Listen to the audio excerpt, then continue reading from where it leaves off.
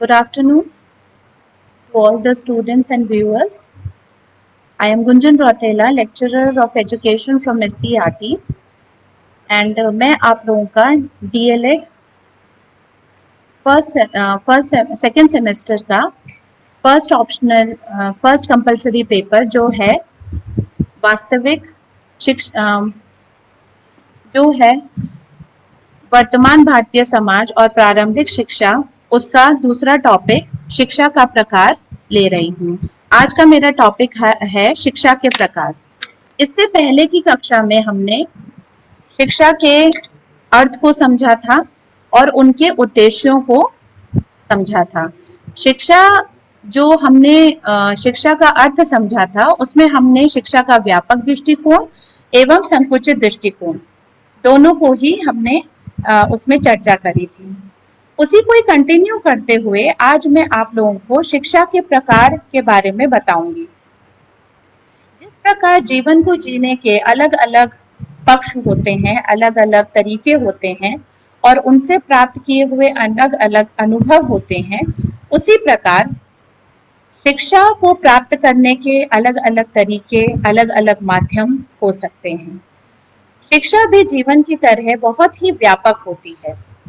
उसमें हमें संकुचित रूप से देखने का कोई भी अधिकार नहीं होता, क्योंकि हमें यदि शिक्षा को बेहतर तरीके से प्राप्त करना है तो उसके नए नए तरीके हमें इजाद करने होंगे। हमें खुद से ये देखना होगा कि अपने जीवन के किन किन पक्षों को हम जीना चाहते हैं और किन पक्षों से हम ज्ञानार्जन करना चाहते हैं।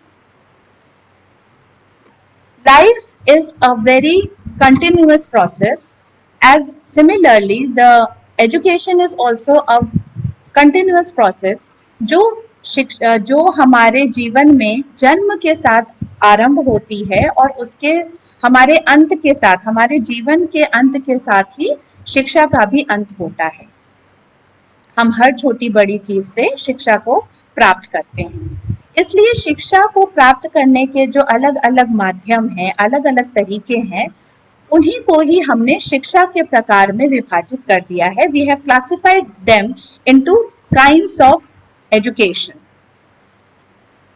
अब वो एजुकेशन प्राप्त करने के बहुत सारे तरीके होते हैं। उसमें से जो 3 मेन तरीके हैं, उनको हम आज अपनी चर्चा में लेंगे। उसमें से पहला है अनौपचारिक शिक्षा, जिसको हम इंग्लिश में इनफॉर्मल एजुकेशन कहते हैं। उसके बाद है औपचारिक शिक्षा, जिसको हम इंग्लिश में फॉर्मल एजुकेशन कहते हैं। और उसके बाद है दूरस्थ शिक्षा, जिसको हम डिस्टेंस एजुकेशन कहते हैं। ये तरीके हैं हमारी शिक्षा को, ज्ञान को अर्जित करने के, ग्रहण करने के। शिक्षा एक समान होती है, शिक्षा को हम विभाजित नहीं कर सकते। शिक्षा हमारे अनुभवों से, हमारे तरीकों से हमें प्राप्त होती है। तो जिन तरीकों से, जिन माध्यमों से हम शिक्षा को प्राप्त करते हैं, उन्हीं को ही हमने क्लासिफाई कर दिया है और कह दिया है कि वो हैं हमारे काइंड्स ऑफ एजुकेशन या शिक्षा के प्रकार। अब ऐसा नहीं है कि हम उन शिक्षा के प्रकारों से अनभिज्ञ हैं या हम उनके बारे में नहीं जानते हैं। We very well know about the formal education, informal education as well as the distance education. Informal education की यदि हम बात शुरू करते हैं तो उसमें हमारा जो जन्म होता है, उसी के साथ हमारा इनफॉर्मल एजुकेशन मतलब कि अनौपचारिक शिक्षा का प्रारंभ हो जाता है। उसमें हमारे जो गुरु होते हैं, वो हमारे जीवन के सर्वप्रथम गुरु होते हैं, वो हमारे माता पिता होते हैं, हमारा परिवार होता है। हमारी माँ जो हमें जन्म देती है, वो ही हमारी सबसे बड़ी और सबसे पहली गुरु होती है। उन्हीं से ही हम अपनी शिक्षा को प्राप्त करना शुरू कर देते हैं और वही हमारे शिक्षा का आधार होती है। हम कितनी भी उच्च स्तरीय शिक्षा प्राप्त कर लें आगे जा करके, लेकिन जो शिक्षा हम अपनी माँ से, अपने पिता से व अपने परिवार से प्राप्त करते हैं, वो शिक्षा हमारे जीवन पर्यंत हमारे साथ, हमारी आधार के रूप में हमारे साथ रहती है। अगर हम देखें तो हमें जो नैतिक शिक्षा मिलती है, जिसको आजकल हम अपने शिक्षा संस्थानों में वैल्यू बेस्ड एजुकेशन के तौर पे शुरू करते हैं, पढ़ते हैं, पढ़ाते हैं, वो हमारे परिवारों में हमें बिना किसी ट्रेनिंग के हमारे माता पिता हमें पहले से ही देने लगते हैं। अब मैंने आपसे बोला बिना किसी ट्रेनिंग के, मीन्स जो अनौपचारिक शिक्षा है, जो इनफॉर्मल एजुकेशन है, उसमें जो हमारे गुरु होते हैं, जो हमारे टीचर्स होते हैं, they are not trained, they are our family, our parents. तो जब मैं आपसे ये चर्चा करूंगी तो उसमें मैं आपको ऐसे पॉइंट्स बताती रहूंगी जिससे आप अपने नोट्स तैयार कर सकते हैं। तो ये फर्स्ट पॉइंट है कि हमारी जो अनौपचारिक शिक्षा होती है, इनफॉर्मल एजुकेशन होती है, पहला पॉइंट कि वो बालक के जन्म से ही प्रारंभ हो जाती है। उसके बाद वो परिवार से शिक्षा प्राप्त करने के दौरान हमें वो इनफॉर्मल एजुकेशन मिलने लगती है। उसके बाद उसमें विद्यालय की जो औपचारिकता है उसका अभाव होता है। मीन्स हमें जो विद्यालय में कुछ नियमों का पालन करना पड़ता है, कुछ निश्चित समय का पालन करना पड़ता है, तरीकों का पालन करना पड़ता है, वो अनौपचारिक शिक्षा इनफॉर्मल एजुकेशन में नहीं होता है। वहां पे हम बहुत ही व्यवहारिक तरीके से अपनी एजुकेशन को प्राप्त करते हैं। मतलब वहां पे जो हमारे टीचर्स होते हैं, हमारे गुरु होते हैं, वो कोई ट्रेंड टीचर्स नहीं होते हैं। हमारे परिवार, हमारे पेरेंट्स ही हमारे गुरु होते हैं। तो उसमें जो चौथा पॉइंट है वो ये कि उसमें किसी भी समय का निर्धारण नहीं होता है, वो हमें जीवन पर्यंत मिलती रहती है हमारे हर छोटे बड़े अनुभवों से। और उसके बाद हमारे जो वहां पे जो निर्धारित समय होता है वो भी कोई फिक्स्ड नहीं होता है। इसमें बालकों को जो होती है वो स्वतंत्र क्रिया करने की आजादी होती है। वो स्वतंत्र रूप से अपना जीवन यापन करते हुए अपने परिवार से, अपने माता पिता से, अपने बड़ों से शिक्षा प्राप्त करते रहते हैं। इसमें तो हमारा एक ये भी बहुत इंपॉर्टेंट पॉइंट हो गया कि उसमें स्वतंत्र रूप से सीखने का अवसर मिलता है। बच्चों को स्वतंत्र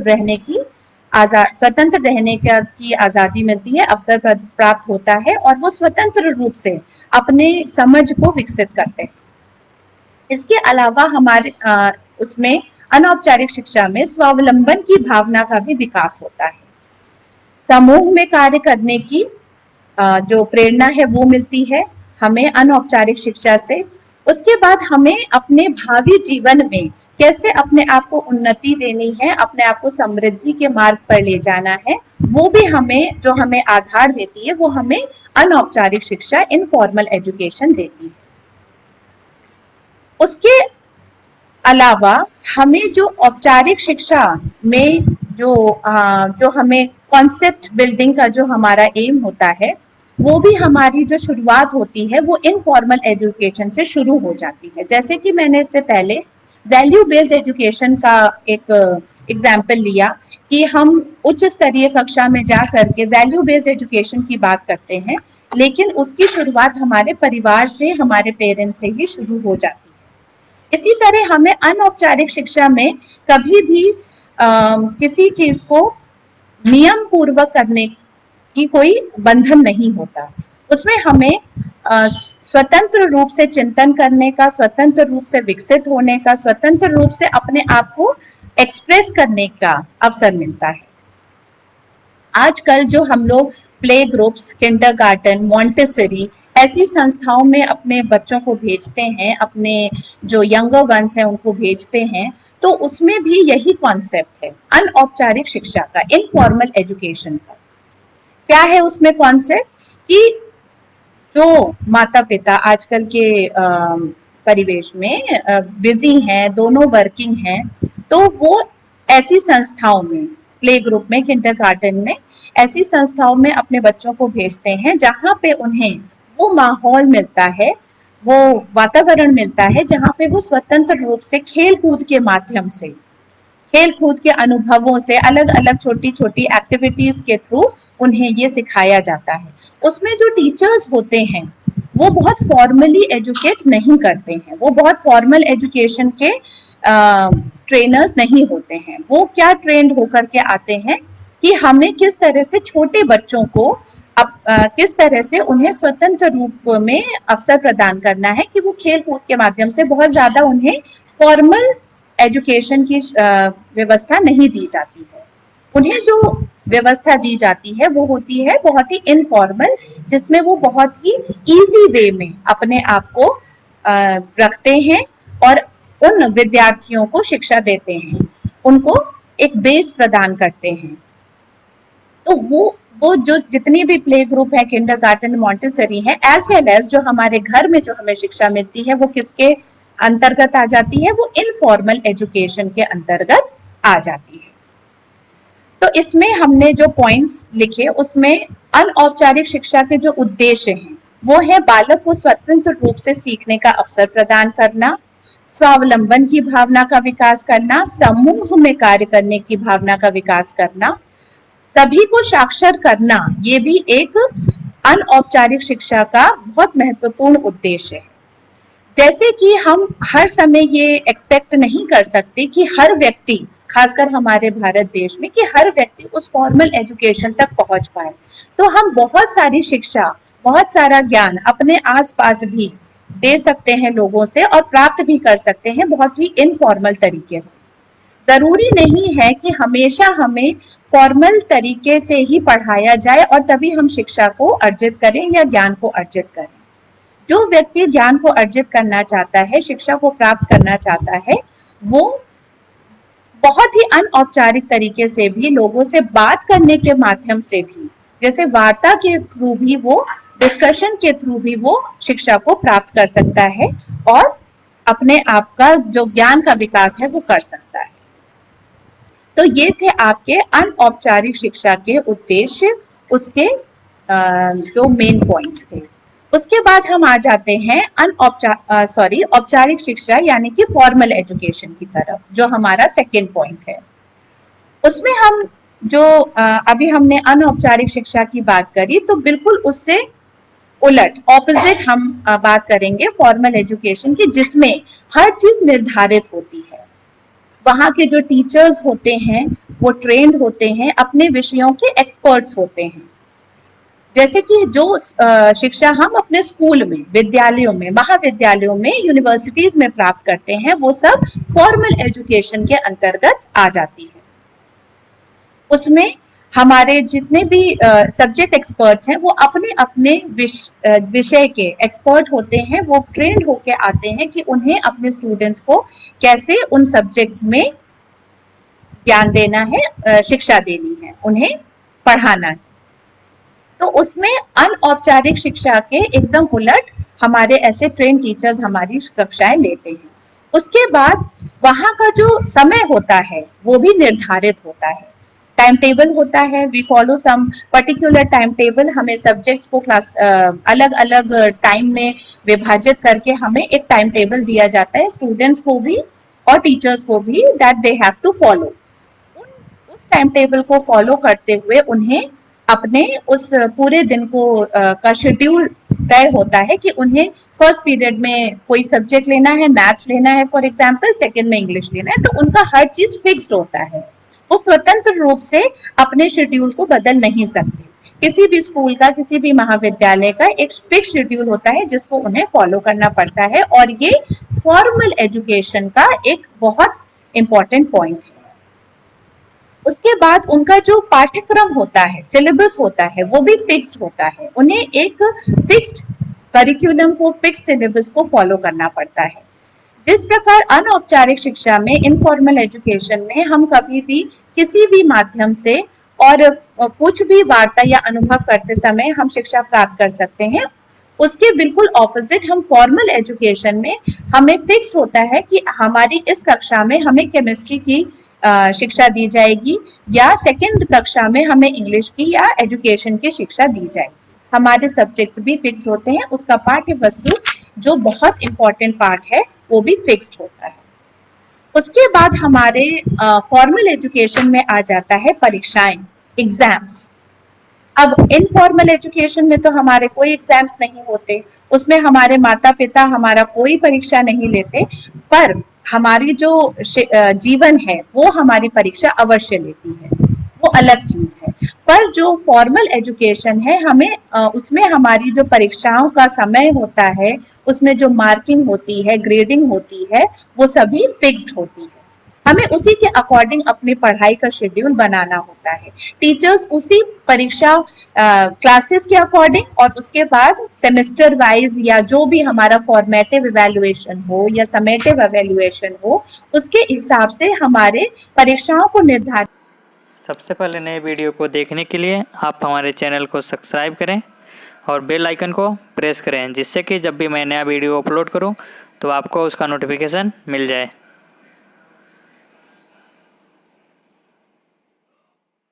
निर्धारित करते हैं कि हमारे 6 महीने के अंतराल में या साल के 1 वर्ष के बाद हमारी परीक्षा होगी और हमें उसी हिसाब से अपनी कक्षा में अपने सिलेबस को पढ़ाना है। तो उसका समय और उसकी जो मार्किंग है वो भी fix.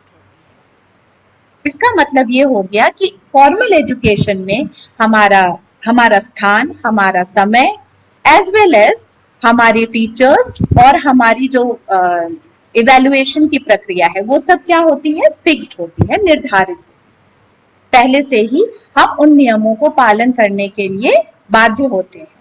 We have to adhere those rules and regulations in formal education. अब इसके ये हमारे 3-4 बहुत ही इंपॉर्टेंट पॉइंट्स हो गए।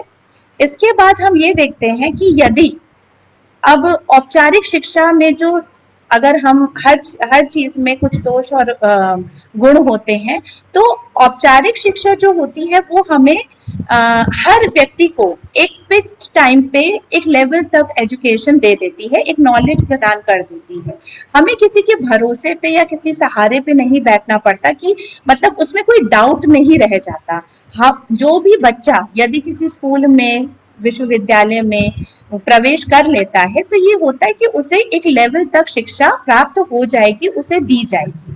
एटलीस्ट वो इतना कॉन्फिडेंट हो जाएगा, इतना उसके अंदर शिक्षा का विकास हो जाएगा कि वो समाज में अपने आप को कहीं खड़ा कर सकता है, अच्छी जगह में, अच्छी तरीके से अपने आप को वो समाज में पेश कर सकता है, वो अपना जीवन यापन भली प्रकार से कर सकता है। तो इसमें ये उसका गुण है कि फॉर्मल शिक्षा हमें उतना एक अवसर प्रदान करती है कि हम अपने जीवन में कुछ शिक्षा प्राप्त कर लें, अपने इंटरेस्ट के अनुसार, अपनी रुचियों के अनुसार। पर यदि हम औपचारिक शिक्षा को व्यवहारिक जीवन में नहीं लेकर आ पाते हैं, हम उसे केवल बुकिश बनाकर रख देते हैं, हम उसे केवल किताब तक ही सीमित रखते हैं और अपने असली जीवन में उसे उपयोग में नहीं ला पाते हैं, हम उसका सही अर्थ नहीं समझ पाते हैं, तो वो हमारा औपचारिक शिक्षा का सबसे बड़ा दोष है कि वो बालक को सच्ची शिक्षा के अर्थ समझाने में पीछे रह जाता है। वो कई बार जब बालक जो है, जो विद्यार्थी है, वो व्यवहारिक जीवन में अपने जो किताबी ज्ञान को नहीं उपयोग कर पाते, तो वो उस शिक्षा का जो सही अर्थ है उसको समझ नहीं पाते। ये फॉर्मल एजुकेशन का एक बहुत बड़ा दोष है, जिसको आसानी से टीचर्स अपने स्टूडेंट्स तक सही अर्थ पहुंचाकर उसको व्यवहारिक रूप में उन्हें एप्लीकेबल पॉइंट ऑफ व्यू समझाकर दूर कर सकते हैं। उसके उपरांत हम आते हैं अपने तीसरे पॉइंट पर, जो है हमारा डिस्टेंस एजुकेशन, दूरस्थ शिक्षा। अब इस शिक्षा में हमारा जो लेवल है वो और हाई हो जाता है। हम उसमें अपने जो शिक्षा को प्राप्त करने के माध्यम हैं, तरीके हैं, उनको और ज्यादा विस्तार देते हैं। इसमें हमारी सहायता कौन करता है? तकनीकी और औद्योगिकी जो हमारी उन्नति है हमारे देश की, जो हमारा इंफॉर्मेशन एंड कम्युनिकेशन टेक्नोलॉजी की जो प्रोग्रेस है, वो हमें इसमें आगे बढ़ने में हमारी मदद करती है। हमें डिस्टेंस एजुकेशन जो हमें प्राप्त होता है, उसके बहुत सारे गुण हैं। मतलब कि उसमें हमें बहुत सारी चीजें मिलती हैं, प्राप्त होती हैं, जो हम इनफॉर्मल एजुकेशन या फॉर्मल एजुकेशन से जो चीजें रह जाती हैं, जो लैक कर जाती हैं, जिसमें हमारी शिक्षा कहीं ना कहीं पीछे रह जाती है, उसका जो वो गैप है वो डिस्टेंस एजुकेशन कंप्लीट करता है। हमारी शिक्षा की जो व्यवस्था है उसको डिस्टेंस एजुकेशन, दूरस्थ शिक्षा जो है वो उसको अपग्रेड करती है, उसको और हाई लेवल तक पहुंचाती है।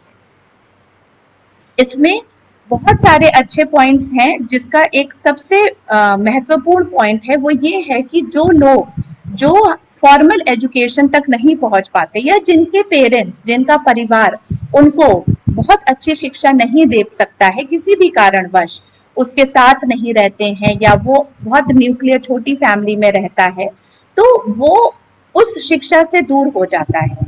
और डिस्टेंस एजुकेशन, दूरस्थ शिक्षा के माध्यम से वो उस शिक्षा तक बहुत अच्छी तरह से पहुंच सकता है। मान लीजिए कोई जो विद्यार्थी हैं, जो बच्चे हैं, वो बहुत दूर कहीं रहते हैं जहां से उनका स्कूल या विश्वविद्यालय या विद्यालय बहुत दूर है, तो दूरस्थ शिक्षा उनको उस शिक्षा को प्राप्त करने में मदद साबित होती है, मदद करती है, और उसको अलग अलग माध्यमों से जोड़ के, जैसे ऑनलाइन क्लासेस हैं या फिर हमारा इंटरनेट फैसिलिटी है या अलग अलग रेडियो टेलीविजन के माध्यम से हमें उन विद्यार्थियों को शिक्षा से जोड़ती है।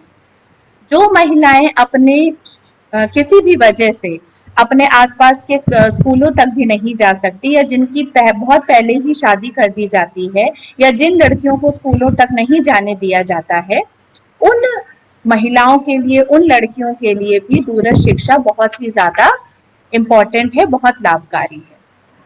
ऐसे ही बहुत सारे पॉइंट्स हैं जो हम दूरस्थ शिक्षा में अभी कवर करेंगे, जिसकी चर्चा करेंगे।